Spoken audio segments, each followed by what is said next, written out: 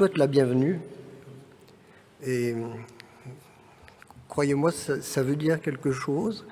Nous nous retrouvons ici encore, une fois encore, et avec bonheur. Et je dois dire que cette session des controverses de Descartes me tient particulièrement à cœur.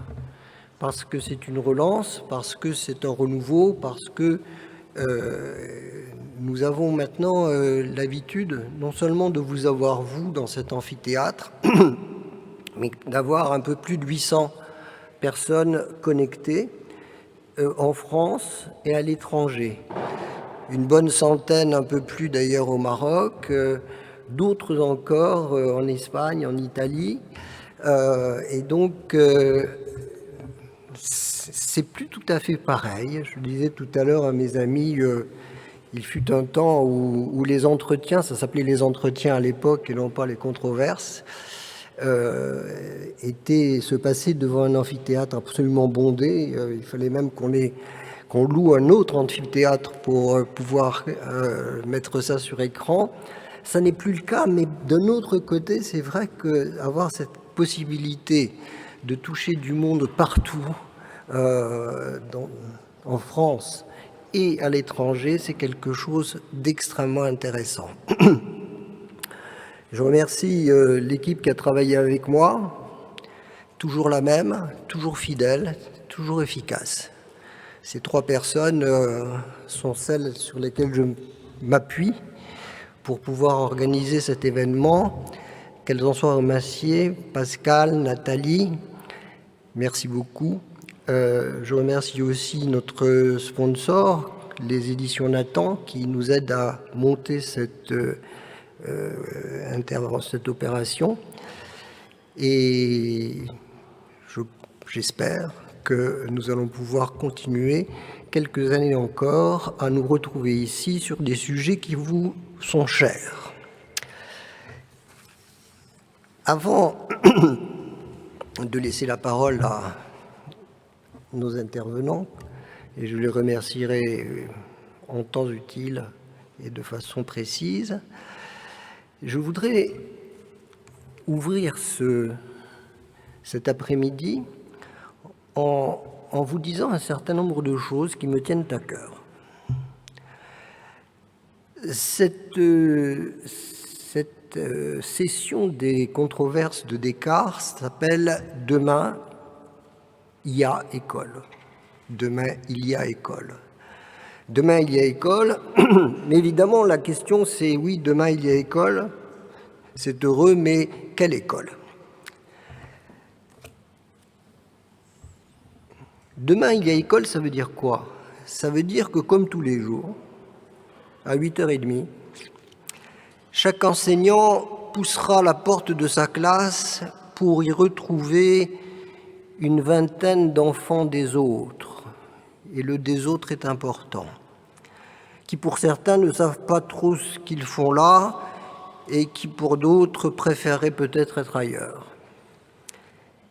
Cet enseignant, il va laisser sur le seuil de sa classe les doutes qui le taraudent, ses espoirs parfois déçus. Et chaque matin, il renouvellera ce que j'appelle le serment de l'instituteur. Le serment de l'instituteur dit ceci: vous ne sortirez pas de ma classe dans le même état dans lequel vous étiez quand vous y êtes entrés. Vous aurez appris des choses que vous ne saviez pas. Vous aurez compris des choses que vous ne faisiez que contempler. Vous agirez avec plus de discernement et plus de tolérance. Demain, il y aura école. Et c'est heureux.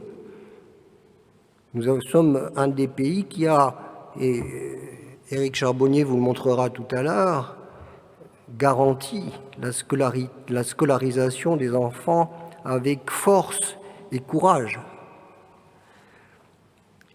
Mais s'il y a école demain, quelle école? nécessairement ce sera une école différente. Une école qui a été bousculée par les réseaux sociaux et qui l'est encore, bousculée par la puissance d'Internet, questionnée par la violence, la maladie et aujourd'hui la guerre. Cette école maltraitée, il faudra qu'elle apprenne à fonder une alliance entre les enseignants et les familles, décider ensemble à faire de nos enfants et de nos élèves des résistants aux manipulations et aux mensonges. Cette école qui a été maltraitée, il faudra qu'elle sache tirer le meilleur de deux mondes. Un monde où le numérique impose sa fulgurance face à celui de l'écriture plus lente, mais portant plus précisément la pensée. Un monde où l'écran décrète l'évidence face à celui où la lecture exige une construction patiente du sens. Un monde enfin où l'image cautionne la vérité face à celui où cette vérité, on la démontre avec rigueur et précaution. Construire cette école de l'équilibre demandera des efforts à tous, parents, familles, écoles, maîtres. Elle demandera des efforts, le renoncement à certaines habitudes confortables, le refus de certaines addictions et le dépassement de certaines lâchetés quotidiennes. Pour éclairer cette quête, nous allons proposer, lors de ces deux controverses, des interventions qui seront portées par chacune de ces controverses par deux intervenants qui nous font l'amitié d'être avec nous aujourd'hui. La première controverse, elle tentera d'éclairer l'état de l'école aujourd'hui de deux points de vue. Éric Charbonnier nous montrera avec rigueur et sans catastrophisme l'état de notre système scolaire. Il vous dira notamment sa préoccupation, entre autres choses, face à une école qui a de plus en plus de mal à permettre à tous les élèves de forcer leur destin scolaire et social. Yanis Roeder vous fera partager sa vision de l'éducation depuis le collège du 93 où il enseigne l'histoire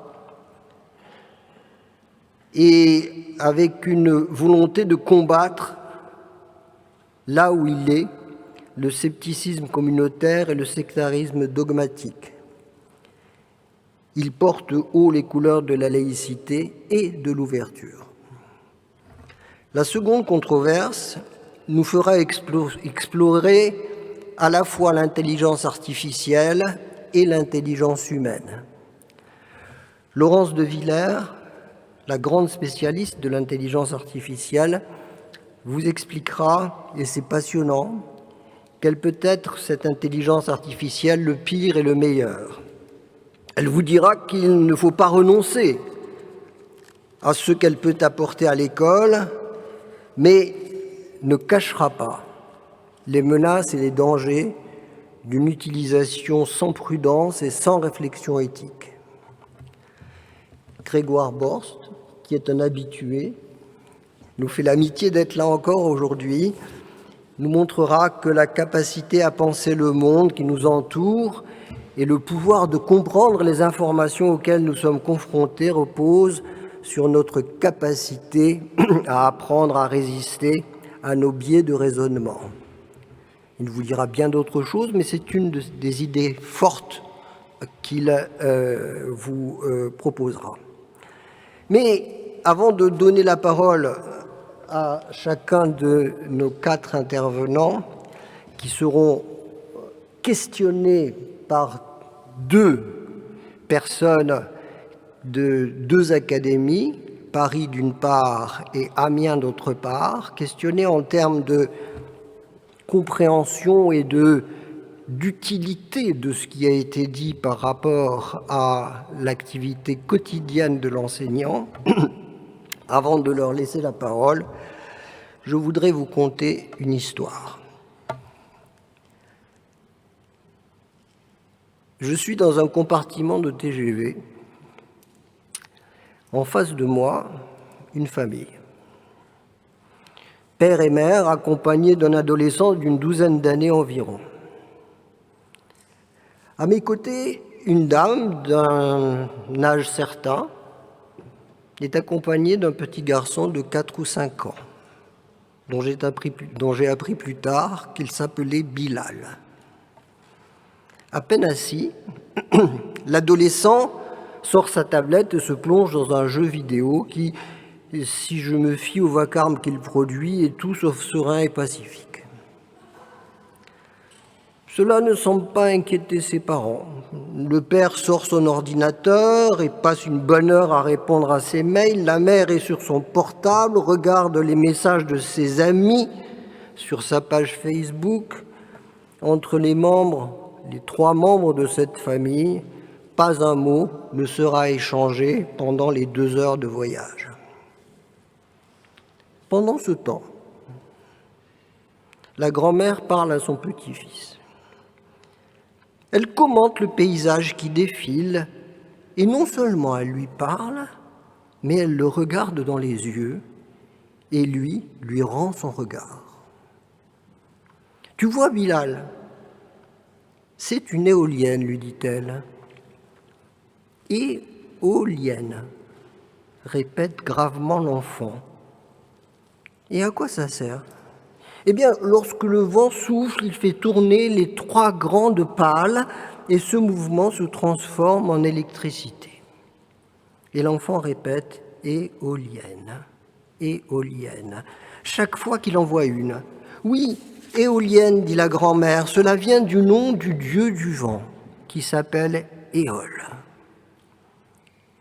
Et là, regarde, ce sont des vaches dans le pré. Et là, ce champ de fleurs jaunes, cela s'appelle du colza. Et on obtient de l'huile en écrasant ses graines.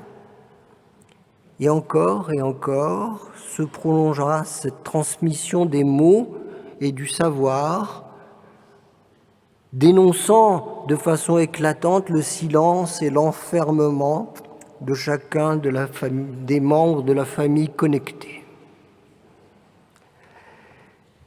Et vous, mes chers amis, enseignants et parents, de quel côté voulez-vous être ? Du côté d'une indifférence autocentrée et mutique ou de celui de l'attention et du langage ? Ne soyez pas nostalgiques, je ne le suis pas moi-même, d'éveiller au coin du feu au cours duquel les gens se parlaient, où les enfants curieux écoutaient et parfois même questionnaient. Mais soyez certains que l'attention et l'exigence que vous portez aux enfants et aux élèves, la volonté de leur transmettre des choses belles et intéressantes, l'écoute que vous leur offrirez et le regard dont vous allez les gratifier, affirmeront qu'ils comptent pour vous. Affirmeront qu'ils ne sont pas une charge à assumer, mais un espoir de continuité. Si, comme moi, vous pensez que le propre de l'homme, c'est le désir de la découverte, cette curiosité de comprendre, cet appétit du questionnement, cette joie de l'échange entre êtres humains, alors prêtez l'oreille. Prêtez l'oreille à ces « pourquoi papa »,« pourquoi maman »,« pourquoi maîtresse » que vous adresse un enfant comme un appel à regarder et à questionner ensemble le monde. Négligez cet appel, envoyer de l'intelligence d'un enfant à votre intelligence, c'est lui signifier que ces interrogations ne valent pas cet instant de réflexion partagé, ce que j'appellerais ce moment de suspension et de disponibilité. En bref, à l'école comme à la maison, parlez et parlez encore. Écoutez et écoutez encore, argumentez, racontez, et regardez un élève et un enfant dans les yeux. Apprenez à soutenir son regard qui vous questionne, qui parfois vous jauge et qui le plus souvent vous supplie de lui assurer qu'il existe et qu'il compte pour vous. Car à quoi bon se battre pour léguer à ceux qui arrivent une planète vivable? Il faut le faire, bien sûr. Si leurs esprits privés de mémoire collective, de langage maîtrisé et du désir de comprendre sont condamnés à errer dans le silence glacial d'un désert culturel et spirituel. Dans ce désert, ils seront soumis au premier mot d'ordre, éblouis par le premier chatoiement, trompés par le moindre mirage. Je vous remercie.